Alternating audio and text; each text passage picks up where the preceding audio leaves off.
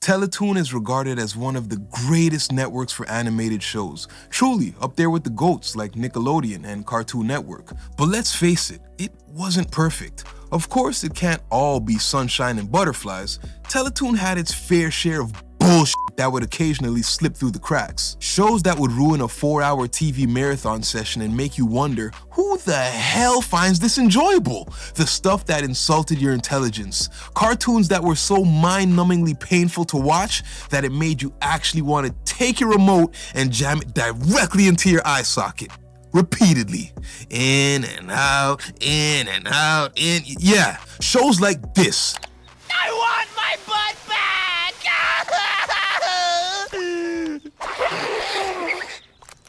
Okay, never wearing this again. So in preparation for this video, I had the unfortunate privilege of digging through the trash. I didn't stop near the middle of that trash pile either. I went all the way to the bottom where the trash juice puddles up, enduring some of the worst shows known to man. So without wasting any time, let's get this over with. This is the top 10 worst Teletoon shows ever.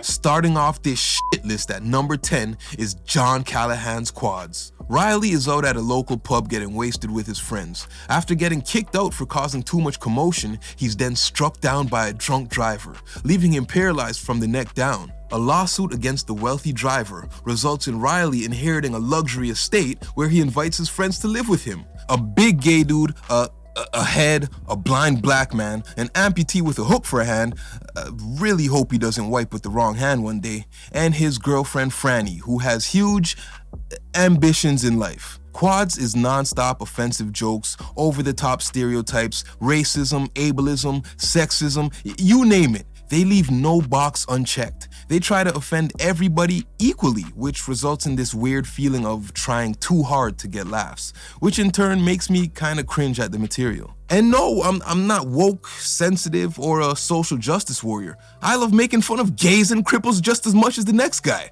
As a matter of fact, here, watch this wheelchair go down a flight of stairs. You crazy idiot! The only reason I can't place this higher up on the list is because, I gotta admit, at moments I let my guard down and a couple of the jokes actually did land and have me cracking up. She's not a man, she's an alien. She's got 3 legs. There's one in the mid. Oh my God! Number 9 goes to the Ripping Friends. Crag, Rip, Slab, and Chunk. Individually, they're 4 overly masculine, manly men, but together they form the superheroes known as the Ripping Friends. Now, I hate this show for a multitude of reasons. For one, it's dumb as shit. In one episode, a pair of evil shorts come to life, and for some reason it takes 4 excessively strong, manly men to defeat the clothing. 2, it has this hideous animation style. Everyone's exaggerated, doofy-looking expressions on their faces just pisses me the f*** off. 3, its desperation is one to be studied. I don't know who the main joke writer was, but he needs to be drop-kicked in the face by a real comedian. All the jokes come off as forced and incredibly stupid. I have a hard time deciphering who this appeals to and what the target demographic was. If you were thinking the art style resembles Ren and Stimpy a bit, you'd be right. The Ripping Friends was created by the same person, John Cristoforetti. Yeah, that sick son of a bitch. I covered him in previous videos. Long story short, he was outed as being a PDF who was allegedly getting involved with girls between the ages of 10 and 16. So yeah, for that reason alone, I can't rock with this show. F the Ripping Friends and f him too. Luckily, it only lasted 1 season, amounting to a pathetic 13 episodes.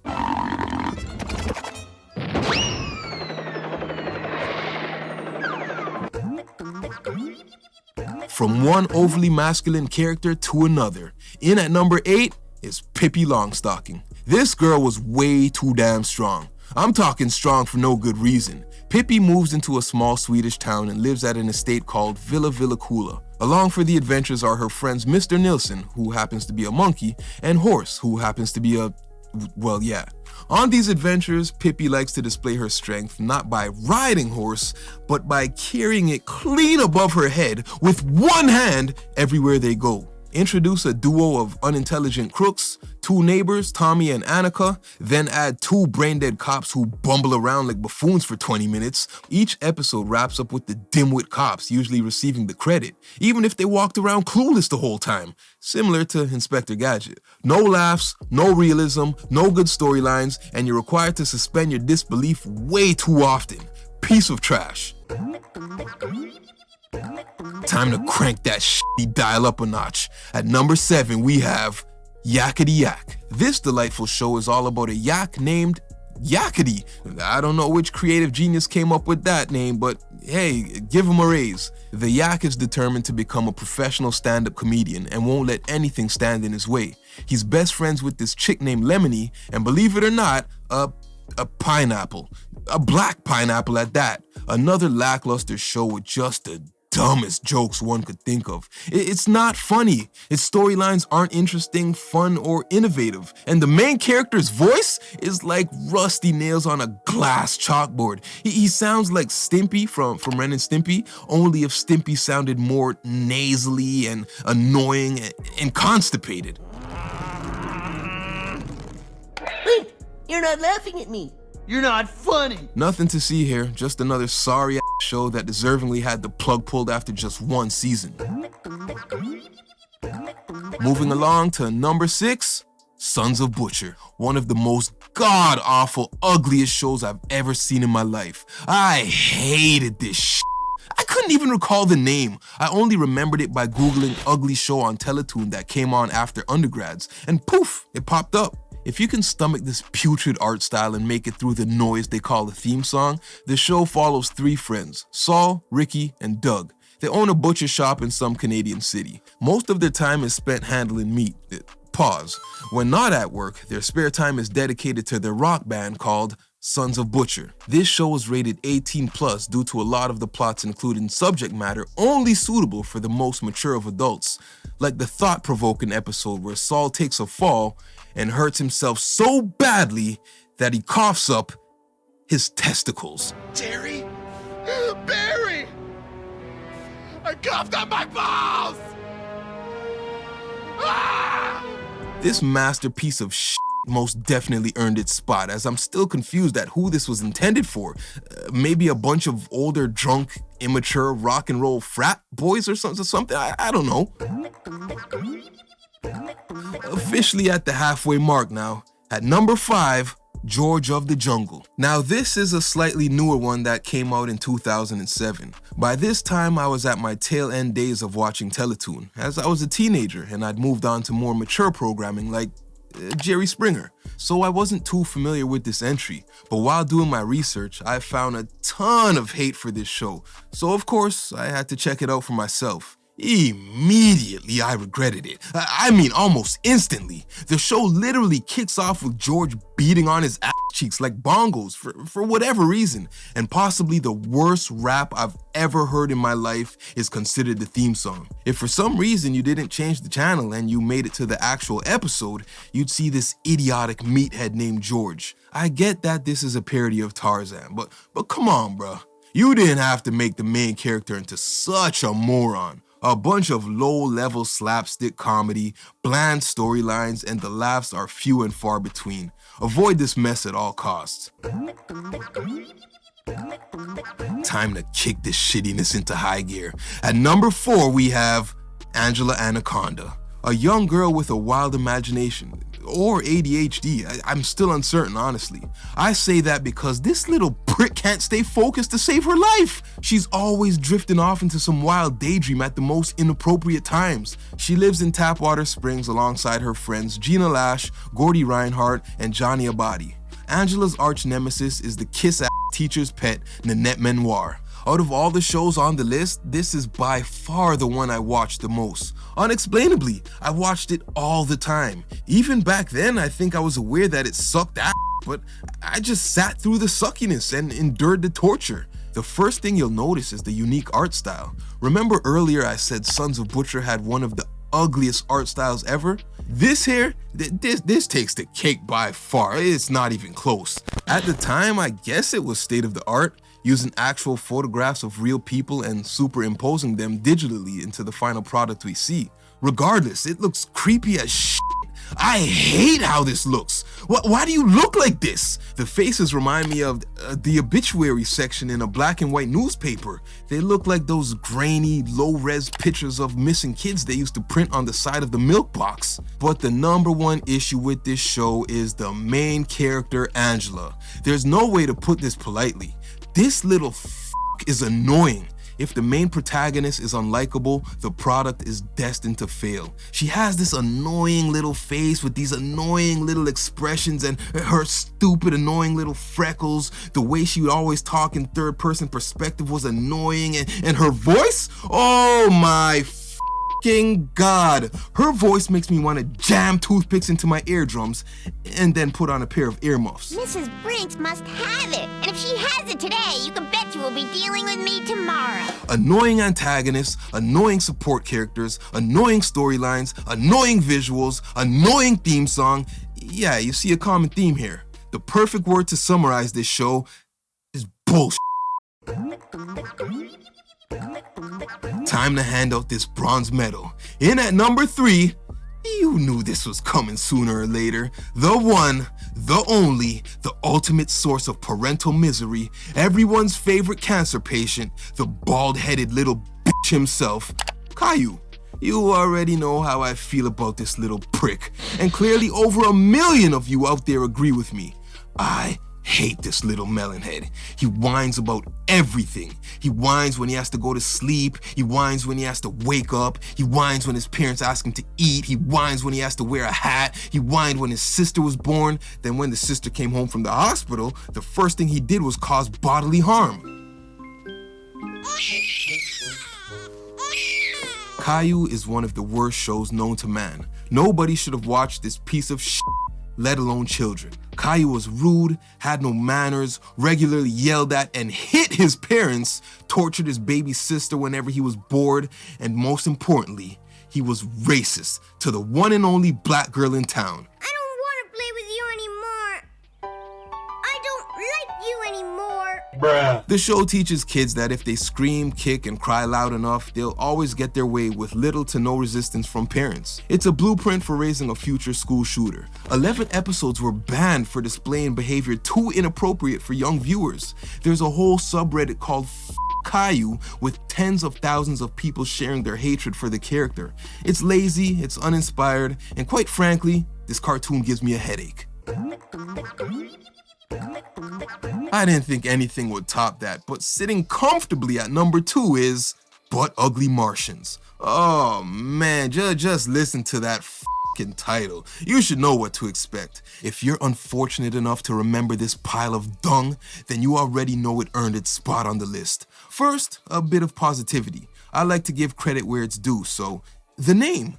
Absolutely perfect warning sign. It tells you exactly where to place your expectations. Nobody is predicting a show called Butt Ugly Martians will have any redeeming qualities. Off rip, you're gonna notice the hideous, low-budget 3D models, and the bland clash in colors will burn your retinas and make you wish you were blind. This looks like it was created by a retarded ChatGPT. This shit resembles a Windows 95 screensaver.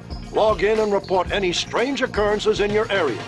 Camera out. So these facially challenged Martians go around invading other planets under order from their evil emperor. They get sent to Earth, fall in love with the culture, and just decide to stay. They make a few ugly friends and they all go on ugly little adventures. The part that bothers me the most is the weird fetishes they be trying to get off. A show like this doesn't need to be sexually suggestive, but here we are. They have a terrible habit of adding things to the plot that make you double take and say, hey, wait a second. For example, in episode 8, the guys fall head over heels with this butt ugly bitch named Shaboom Boom. Oddly, she mentions her incessant appetite and her ability to swallow food quickly. The horn dogs pretty much say, okay, lay down on this feeding machine and let me see what that mouth do. That's when she puts on a clinic and demonstrates her impressive neck work. Now you try.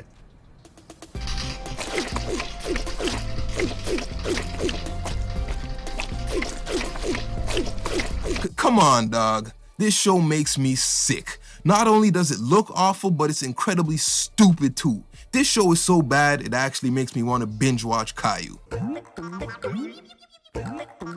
And now for the granddaddy of dookie cartoons. The clear runaway winner at number 1 undeniably goes to Mega Babies. Have you ever wondered what you get when you fuse Rugrats with the Powerpuff Girls and throw in a bit of Ren and Stimpy? Yeah, neither did I. As a matter of fact, nobody on Earth ever wondered such a thing.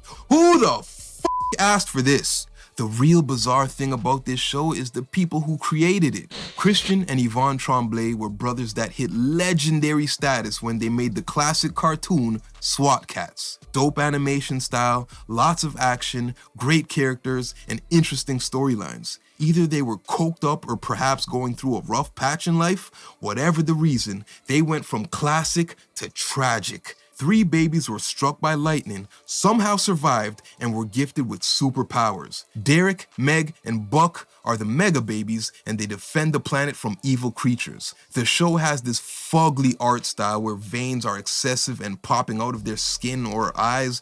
It makes them look like a bunch of roided up babies. But the fatal flaw has to be the overblown toilet humor. Mega Babies is fucking disgusting. There's no other way to put it. These nasty ass babies would constantly burp, fart, puke, shit themselves and sit in it, then pick mucus out of their noses and eat it. The storylines might as well not exist. Just as they introduce the plot, one of the pissy babies will shit a mountain tall pile of doo-doo and you completely forget what the episode is about. Movie time! Oh! Mega Babies is for imbeciles. This is actually the one show in my life that I got banned from watching. My aunt told me not to ever watch this shit in her house. And I didn't have a strict family or anything like that. They caught me watching South Park at 8 years old and let it fly. I was this close to doing an Everybody Hates Mega Babies video. Somewhere on my hard drive you'll find a half-written script, but I felt I was getting dumber by the minute. I just couldn't bring myself to finish watching it. F that. Teletoon as we once knew it is dead and gone, officially killed off back in 2023. The king of Canadian animation gave us hidden gems like Cyber 6, What's with Andy, Clone High, and many more. So, as a final send-off, rest in peace, Teletoon. We'll always have the memories, both the good ones and the ones that make you want to take the remote and jam it directly into your eye socket, in and out, in and out. That's been the top 10 worst Teletoon shows ever. Hit me in the comment section, let me know if I missed anything. Oh, thank you, Doctor. No, I'm not a doctor. And that's it for today, guys. If you're still here watching, you are my people. I appreciate you. If you respect my top 10 list, hey, drop a thumbs up and consider subscribing. I have a bunch of other videos you might find interesting. Until next time, do what you love. GBE, get better every single day. Get better every day, man. I'm the doctor, signing out.